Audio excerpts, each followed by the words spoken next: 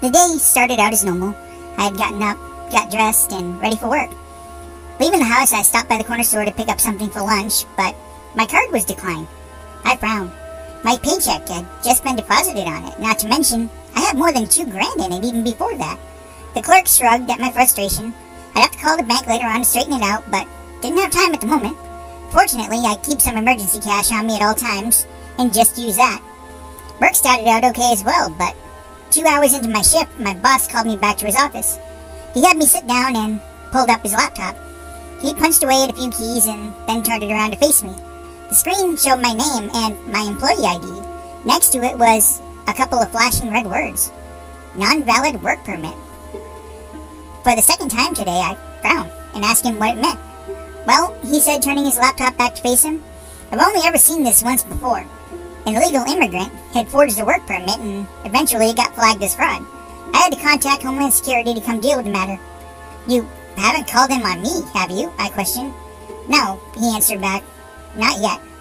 I'm an American citizen, I said. I was born here, as were my parents and even my grandparents. I don't need a work permit. Yeah, he nodded, looking me up and down. Figured it was a mistake of some sort. You seem too calm to be hiding something like that. But, he said, closing his laptop, you need to get this sorted out by the end of the week. If I don't report it by then, I'll get into some pretty serious trouble. I nodded, thanked him, and left early to get this mess sorted out. After an hour on the phone, the only info I found out was that there was no record of me on file, anywhere. I was going to have to pull out copies of my birth certificate, diploma, social security, and my license, and go down to the government building in person tomorrow to get this sorted. But I couldn't find them. The folder in my file cabinet where I kept important documents was empty. The lock was mangled. Someone had forced it. I headed to the front door. I'd have to get to my parents' info from the storage unit. I placed all their stuff there when they passed away last year. On the floor in front of the door was an envelope. I hadn't noticed it when I first got home. I was too frazzled. I opened it, read it. It said, I know of your problem. If you want to find out more, meet me at the farmer's market on the edge of town. I showed up and a woman stepped out from behind a stall. I knew her. It was Alice. We had dated several years ago. Hey there, she smiled. Having a bit of trouble, darling? She asked. The world forgetting about you like you forgot about me all those years ago? What? I said.